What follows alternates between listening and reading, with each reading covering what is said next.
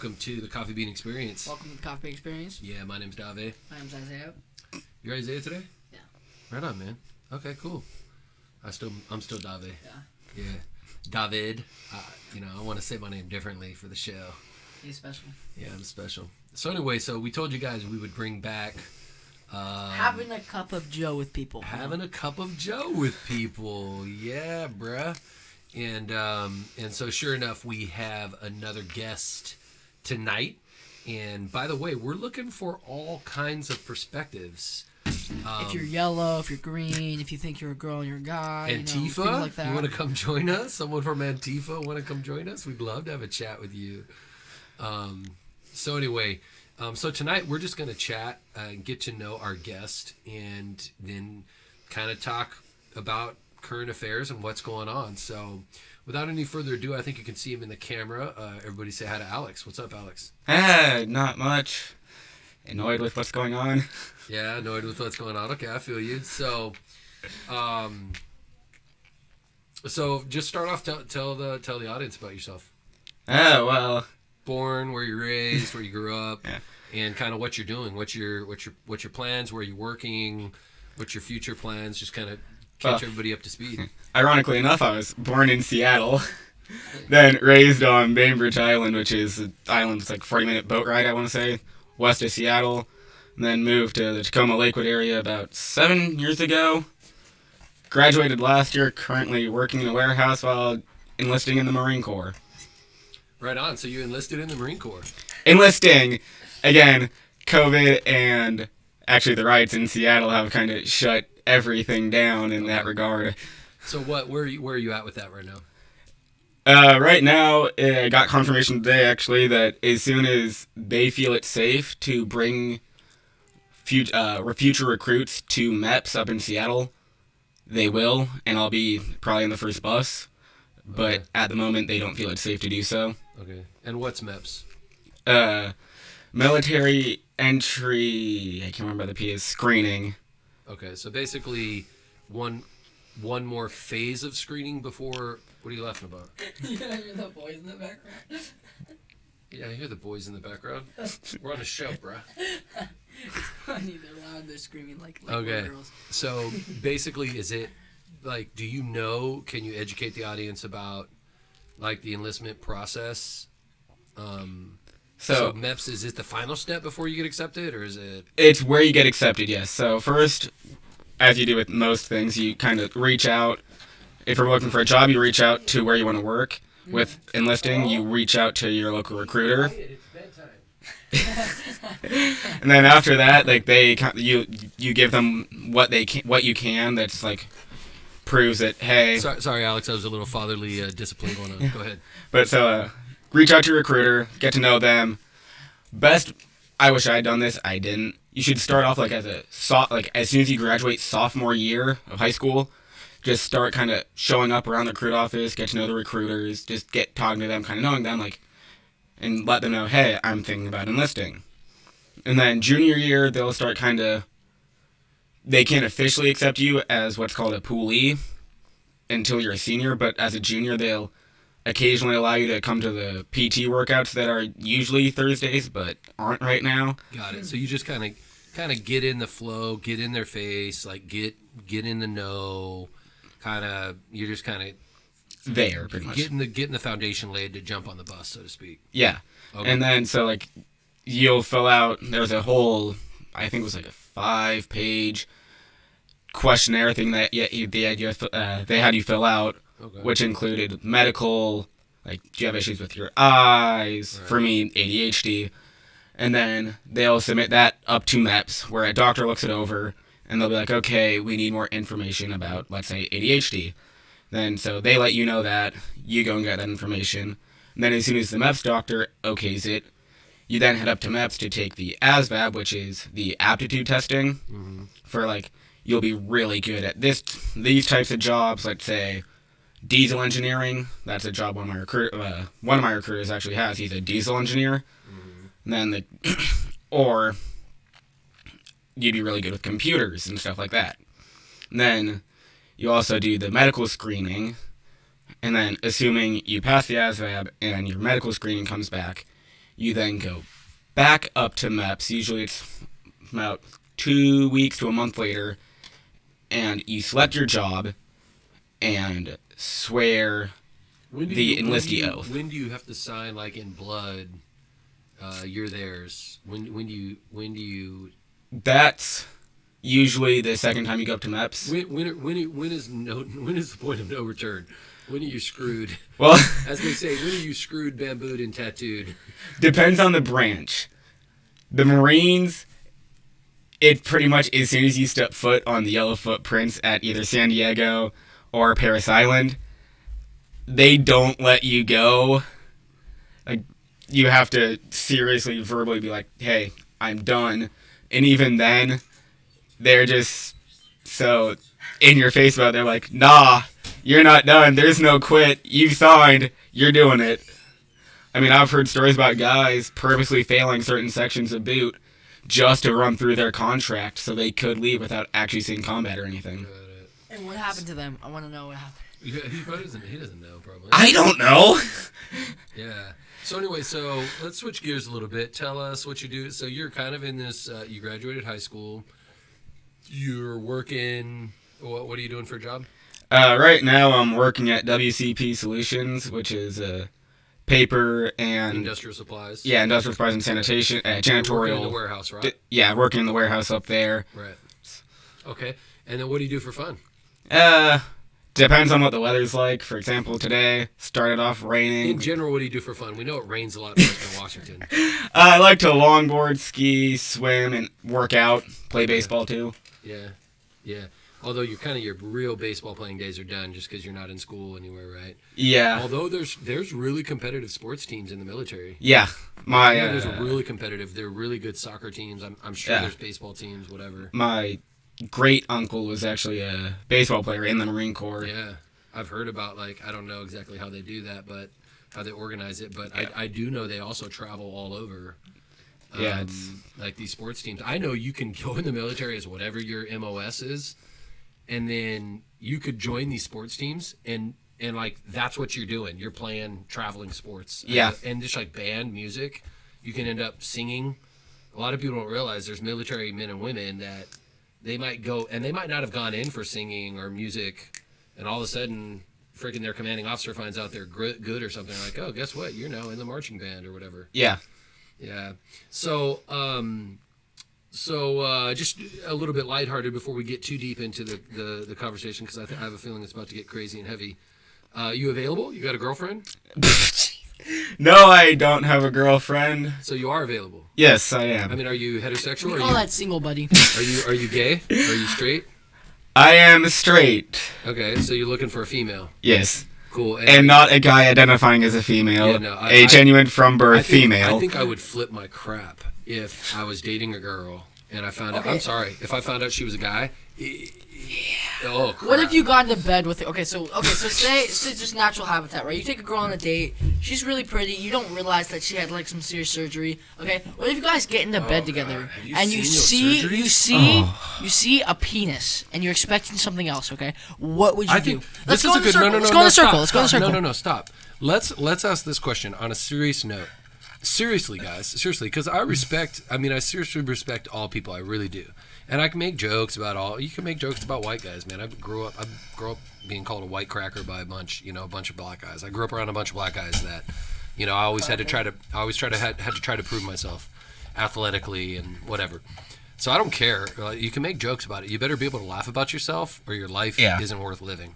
So that being said, this is a serious question. We're going to go around the circle with this one, Isaiah. Seriously, no puns, no jokes. Do you think a girl, a guy pretending to be a girl, whatever, I don't care if you think he deserves to be able to be a girl, whatever. And I think he maybe should. Maybe he's allowed. I don't think he should go to jail, but where are you going, Isaiah? Do you think... No, we can't see freaking Alex. You can't see me at all. No. I mean, I'm pale enough that you can kind of see me, but... If we had a light for him, that'd be cool. We can put that light over there. No. Go get... Don't we have a flashlight or something? A flashlight? Yeah, a lamp. They won't know it's a flashlight. Edit this out. Oh, hey, turn it off now. Let's see. Oh, no. Guys, boys are trying to sleep. Yeah, I know. Our show takes 20 minutes, Mom. Are we gonna be telling scary stories now? We look like freaking zombies, But dude. we're chilling. Fine. Most of our audience is Fine. on. We know. They know who we are. Cool. I like it. Okay. Plus, it hides the clothes behind Alex, like the whole wardrobe behind him. Okay. Hey, if some of this stuff works, keep it in here, Free dude. your phone, bro. No, yeah, go that. I've told you. If you shine it like this, It'll go. Look, it's perfect. go. It's getting equal. Oh yeah, that Yeah. looks fine. there we There go. you go, amigo. Okay, so Alex, here we go. Going around the circle. Isaiah, Alex, you distracting me and haven't answered. I haven't asked it. Do you think, seriously, no joke, do you think the girl, that's a guy, has an obligation, an ethical, moral, whatever you think, to tell you that she's a dude before the relationship goes too far? Let's start with Alex. Let's start with Okay. Alex. Do you think he, because let's be honest, he's It's a guy. he. Yeah, it's a guy. Do you think he has a moral obligation to tell you that Yes. he freaking is a dude? Yes, because let's say you meet them on Tinder. It says on their thing, female, and you go into the date expecting them to be, and it's like, oh, they're a girl, whatever. I would be, not even irritated. I'd be probably pissed off. Raging, bro. Yeah, if it gets to that stage where like I'm considering marriage, and then they come out and tell me, oh, by the way, Now, I had surgery. Now, some of the audience might be thinking, well, why? Just accept her for who she is. I come from the belief system that she is not a she's a dude. Now, I don't care if she's had the surgery or whatever. By the way, your thing doesn't go in there like it does in a biological woman. I'm to that. just going to tell you, go look it up. It doesn't. You can't make a vagina on a dude. You can't. They try. It's not the same. I It's promise actually you. disgusting. They have Oh, to go my in word, each dude. like month and go redo surgery, Go and there's redo like surgery. scabs over. Okay. So okay. Don't. So listen. So, No, but what are you Alex, you what? Alexa, lights on. What are you doing? Okay. Just keep going. Okay.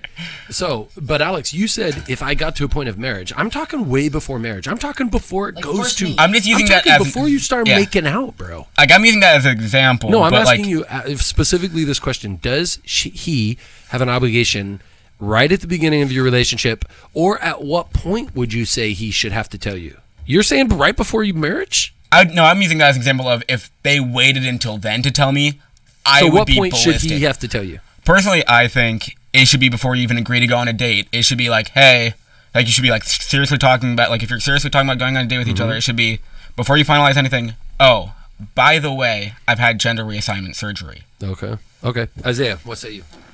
So, well, first of all, I think that I agree with Alex, but at the same time, if you guys were a person in that situation and you did get to the point of almost marriage with this person, Holy crap. I don't know how you wouldn't realize. It's kind of very hard to not realize that they're a dude. Begin to see things. Depends begin how to see physical you things. are. For And one. you begin to but hear even their then, yeah. voice. That's true. I think they do have a moral obligation. I think definitely At what point? at the beginning, like When? Alex said, When you first meet? like First when date? you first meet, when you first hear about them. I think it's a moral obligation to say that. I think it should be legally obligated. Okay, so let's go down this road. This is fun. So you guys, I'll throw my cards on the table right up the front. I don't think it's a first date. I don't think, because listen, let's be real. So let's go down this road. If you have an STD, do you tell your girl on the first date I got an STD? Why not? You're asking the dude to tell you he's a dude. That's kind of first date. I guys. wouldn't, because I'm waiting till marriage. Yeah, but okay, That's it's nice. I different. respect It's that. Are you different. really? Yeah. Oh, wow. That's It's cool. different. It's different. How's though. it different? Because that's a bigger thing, bro. That's like STD, bro? no. Listen. We're comparing an STD to a guy that's a girl. No, listen, this is what we're see. This You is can't what reproduce. Listen, shh, dude. One's Chill out. guaranteed No, listen, you're gonna get an You guys are STD. you're missing the The forest through other the is trees. possibility. You're missing the forest through the trees. Okay? We're talking about how much personal information do you divulge on the frickin' first date? True. What if your penis, what if you can't get it up? Do you tell the girl on the first date, by the way, I have erectile dysfunction. I have ED. First date? No. Okay, but most people on the first date go and have sex, so then you find out. Really Not serious most statistics. people. I don't think I most bet you it's a people. lot. Let me I show. bet you it's a Google lot. it.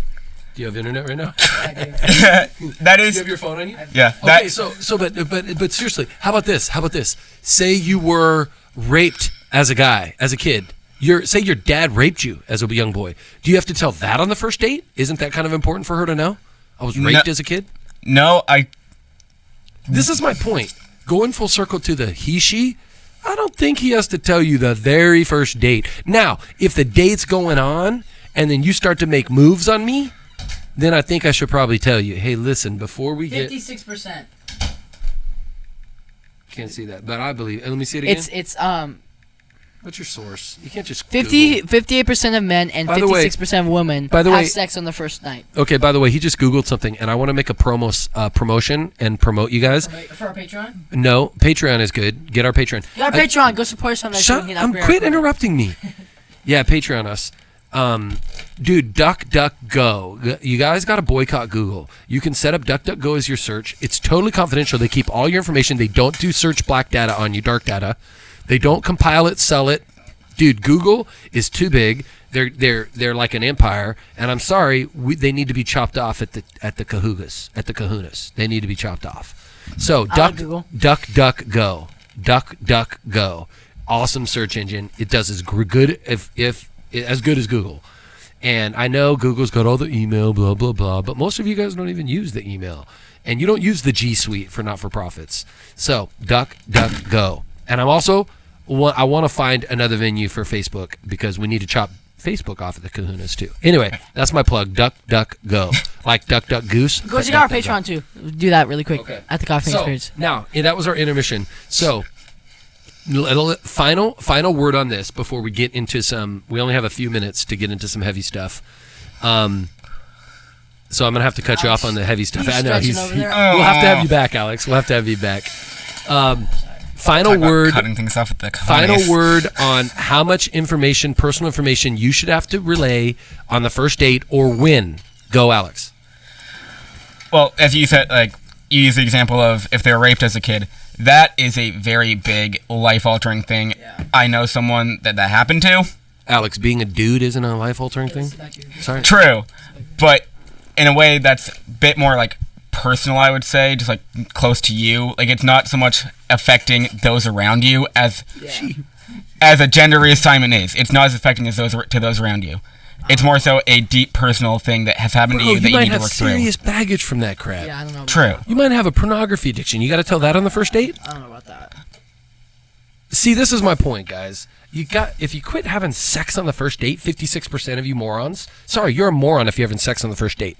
Okay, you're a moron. It's today's society. I didn't even. They'll come back in the breakup. It's encouraged, bro. It's encouraged. All right, so let's move on. So good little sidebar. That was a fun little conversation. Cool thing to lose your virginity. A virgin boys for life. I'm gonna get tattooed on my arm.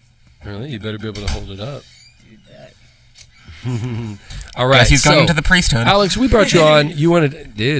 We brought you on to talk about the current affairs. Can you because we actually have listeners. I don't know if you knew this. We have listeners in Hong Kong. And they might not get news in their area, and they don't, we Americans think we're the center of the universe, and we're not. No.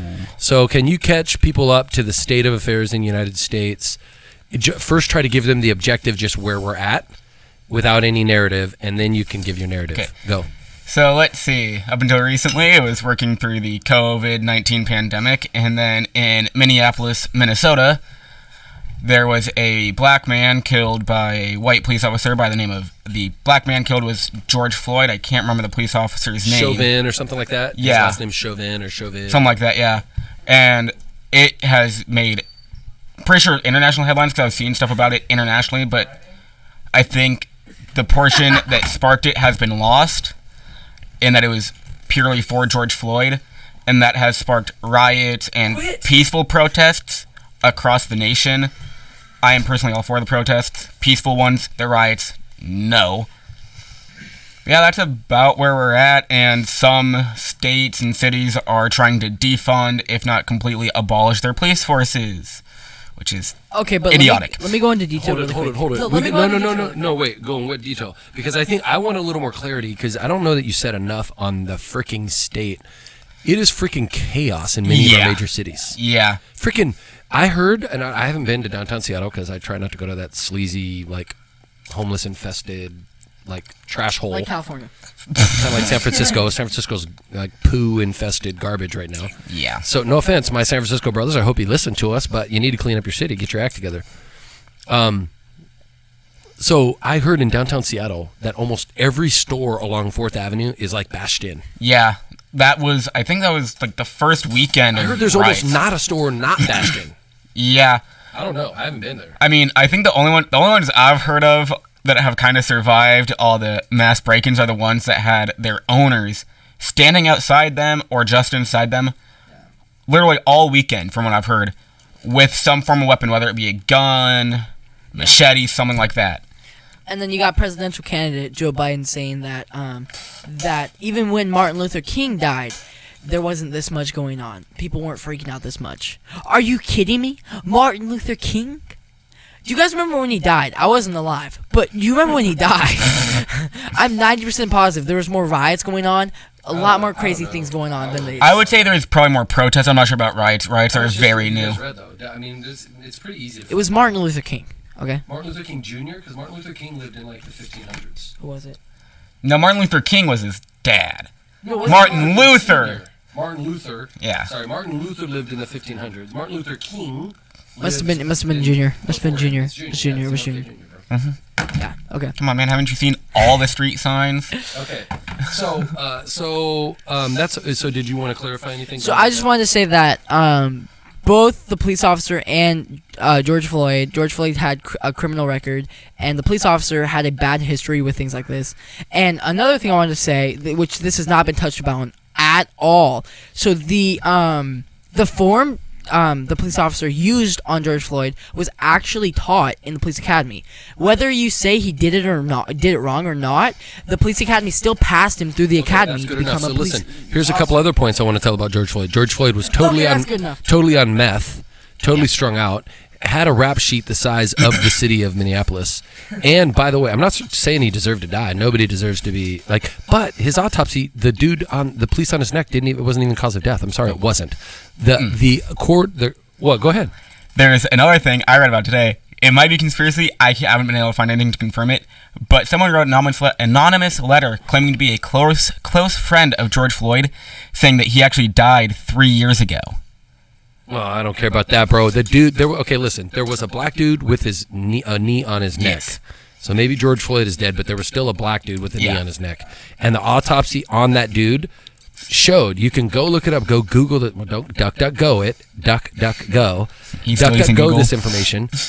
The coroner, and you can tell by the way the coroner's report was written, that he just threw in the knee on the neck may have helped contribute, but that's garbage. If you read the report just objectively, Black Lives Matter aside, unjust death of a dude. By the way, a great way to get rid of racism: quit saying a black dude got killed by a white cop. Yes, just say we're all American. A felony criminal got killed by a bad cop. Because that's what happened. A criminal got killed by a bad cop, unjustly killed by a bad cop. That's just it. Yeah, there you go. So, Alex, you get the final word. 2 minutes. Go. Well, I was not expecting this, but... Go over your opinion and everything. Well, my opinion on this is, regardless of if George Floyd was innocent or not, what happened should not have happened. Apparently, he was saying, I can't breathe, which that in itself is contradictory, because if you can talk, you can breathe. We agree with that. But regardless of that, it's just, he wasn't fighting back. You can see in the video, he was not trying to get up or anything. He's on his back. He's on his stomach, hands cuffed. I wish I could see video. I've watched a bunch of the video. But it's all kind of snippy. How did he get, it's all snippy, and it's different sections. Yeah. How did he get put on his face? Why? I don't know. I haven't seen the video. And the other thing that's come out is... It doesn't make sense, because all the video before that is like, okay, he's kind of, you could tell he's high. Okay, you could tell he's not wanting to answer the police questions. Yeah. Okay, he's not really cooperating with them, but he's not resisting. He's just not getting up when they say to. And he's not helping them get up. He's a big dude, by the way. Yeah, he was. So, but I wonder how he got on his face, because he didn't seem like he was out of control. Go ahead. And then the other thing is, I've found the video once, have not been able to find it again. There's a brief video, I want to say it was like 30 seconds, where you can see when the EMTs arrive, and there are cops getting out of the EMT vehicle, not actual paramedics. What's up with that? Interesting. But so, anyway, back to my view. Regardless of innocence or not, as soon as he was subdued, he should have gotten off his neck. That was covered by multiple police officers. Yeah, whether it caused his death or not. Yeah. What were you doing sitting on his neck? Yeah, I mean, he had his hands in his pockets. He actually looked like a conceited little prick. If you see the video, he looks like a conceited little prick. It's like, Chauvin or whatever his freaking name is, you deserve to have your butt fired. Yeah. You deserve to go to jail, actually. Definitely, yeah. Whether you were the cause of his death or not. Yeah. And then, kind of, it's already been touched on. I think it was last weekend at the protests up in Minneapolis.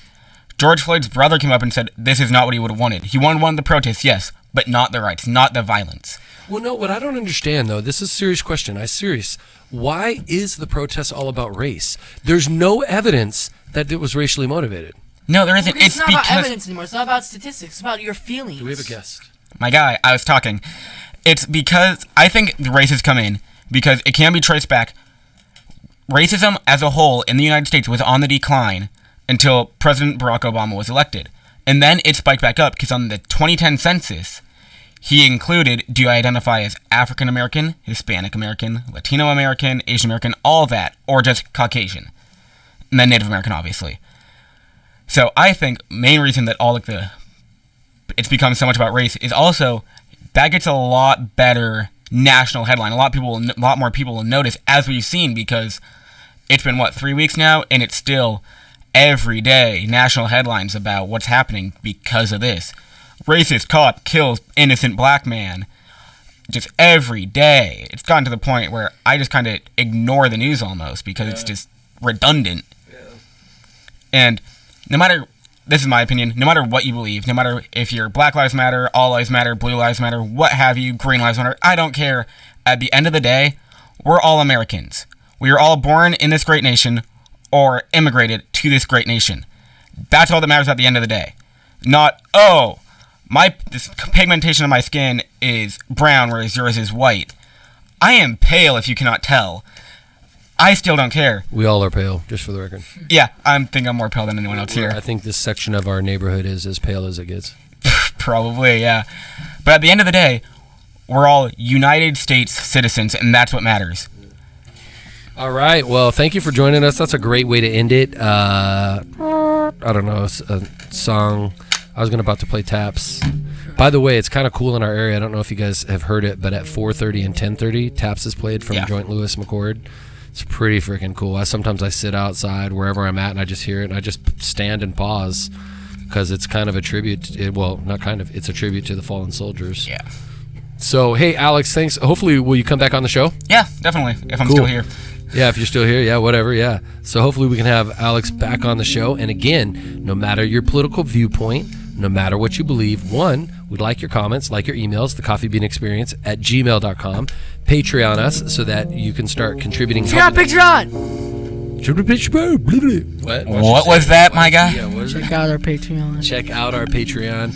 And we hope, our goal would be to have gear, t-shirts, hats, Coffee Bean Experience. Bottom line, I agree with Alex. We got to get out in our coffee shops and our pubs and have these kind of civil